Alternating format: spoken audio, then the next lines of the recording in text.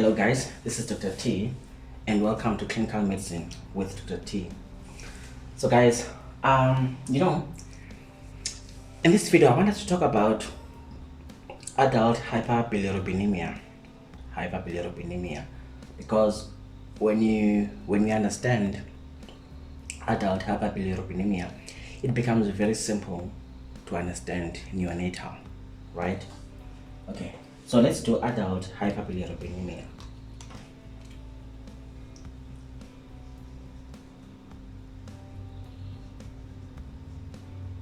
Adult hyperbilirubinemia. So that's adult hyperbilirubinemia.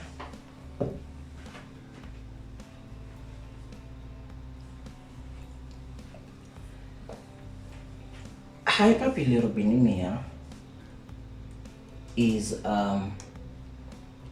simply refers to elevated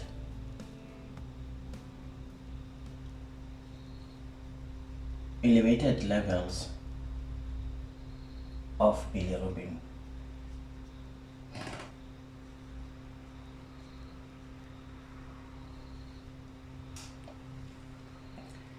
And we know how bilirubin is produced. So hyperbilirubinemia presents clinically as jaundice. So a patient who has hyperbilirubinemia will present clinically as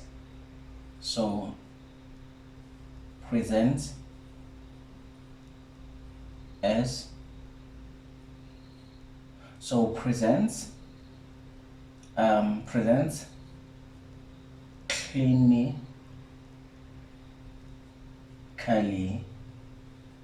as jaundice, right? So which means now we can appreciate that hyperbilirubinemia is different from jaundice. We know that jaundice, the term jaundice,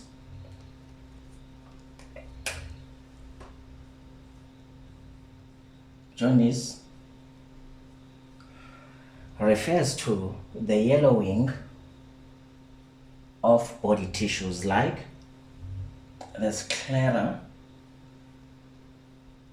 So jaundice is the yellowing of let me just say body surfaces / tissues. So it's things like your mucosa, your sclera, your skin, your conjunctiva. So that's what jaundice is. It's the yellowing of those. Like we said, that hyperbilirubinemia presents clinically as jaundice, and jaundice is the yellowing of the mucosa, the sclera, the skin, and the conjunctiva, right? Now, why does a patient develop hyperbilirubinemia? That's the question now.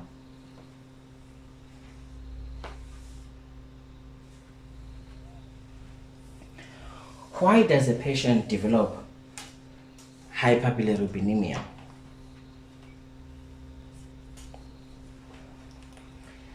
So we know that bilirubin, hyper means high, and bilirubin is bilirubin. Emia means blood. So you have hyper or high levels of bilirubin in the blood. That's what hyperbilirubinemia means. So why would someone have high levels of bilirubin?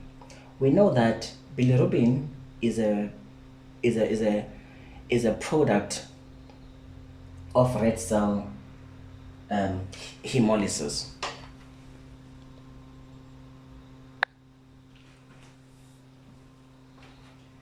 Okay, let's get a different marker. So briefly guys, just to recap and just to remind you, so you have a red cell with its hemoglobin there, with its membrane there, right? This red cell, when it's broken down, now we know, when it's broken down, when it's hemolyzed, we get a product called biliverdin, right? And we know which enzyme is involved there, heme oxygenase. And then we get unconjugated bilirubin.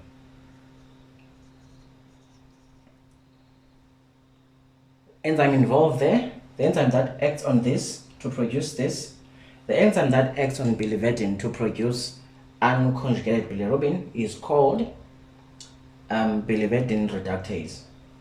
And we know that unconjugated bilirubin has got to go to the liver. It has got to be transported to the liver to be conjugated. So, but because unconjugated bilirubin is lipophilic, so it cannot be transported on its own. It needs a carrier protein, and that carrier protein is albumin. So now you get albumin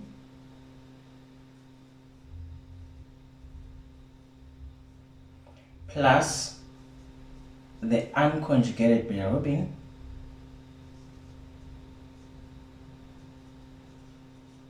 they form a complex, and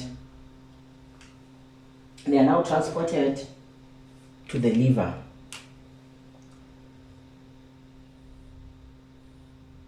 Very important, guys.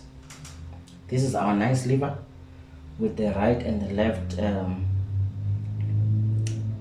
lobe. So these two, so when the albumin enters the liver, when the hepatocytes, they grab the unconjugated bilirubin molecule, the albumin is released back into the circulation, right? Now the process of conjugating bilirubin takes place in the liver.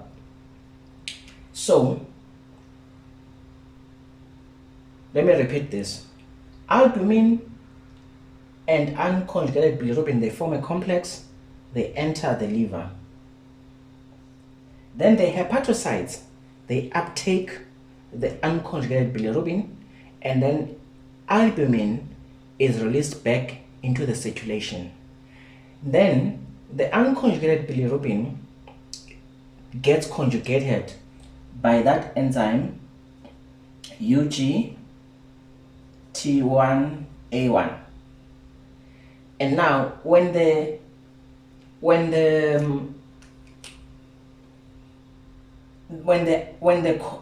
now conjugated bilirubin is excreted on the other side into the biliary tree, it has become now conjugated, and the conjugation took place inside the hepatocytes, ne? So that conjugated bilirubin conjugated bilirubin. Bilirubin enters the hepatocytes as unconjugated. By the time it leaves the hepatocytes, it has become conjugated. What's the fuss about conjugated and unconjugated? Unconjugated bilirubin has got some properties. Okay, they both have properties. So I'm just going to highlight a few. So unconjugated bilirubin is lipophilic, meaning it's lipid soluble. Why is that important? As long as bilirubin is unconjugated, it can't be excreted, and we need to excrete bilirubin. It needs to get out of the system. It's a waste product. It must get out, right? So as long as it's unconjugated, it's not going to leave the body. That's why it has to be conjugated for it to leave, right? So that's why the body bothers itself by conjugating bilirubin. I hope you understand this, guys. It's very important. So conjugated bilirubin is now in the biliary tract in the form of bile salts and all of that. It's in the GIT now. It has formed bile salts and that kind of stuff. So as long as it's in the biliary tree, it's going to be excreted. And there are two ways in which bilirubin is excreted from the body. Conjugated, but the most important thing, the first step, unconjugated bilirubin has got to be conjugated for it to stand a chance of being excreted out of the body, right? So now, conjugated bilirubin in the GIT system, the bacteria, they convert it, they act on it, and then they convert it to urobilin. Urobilin, chemically, remember, conjugated bilirubin has got one destination.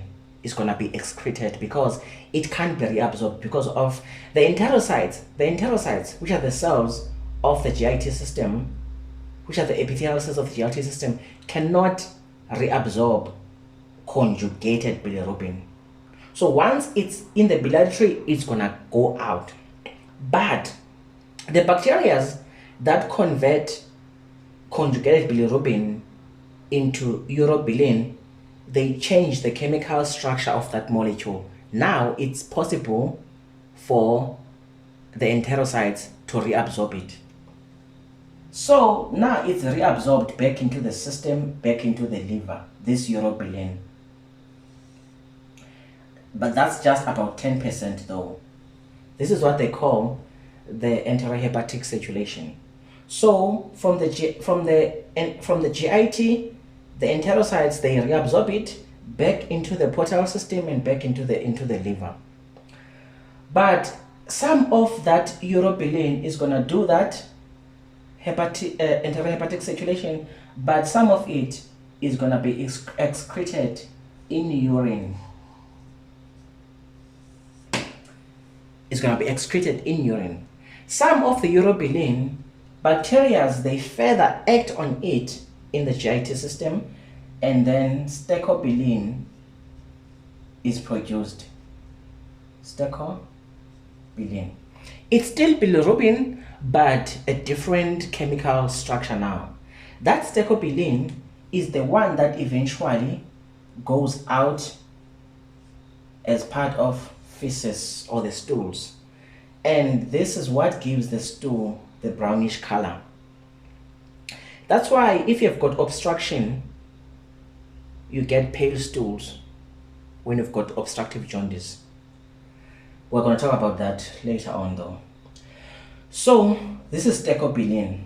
So about 90% now of the bilirubin is excreted as stechobilin in the feces.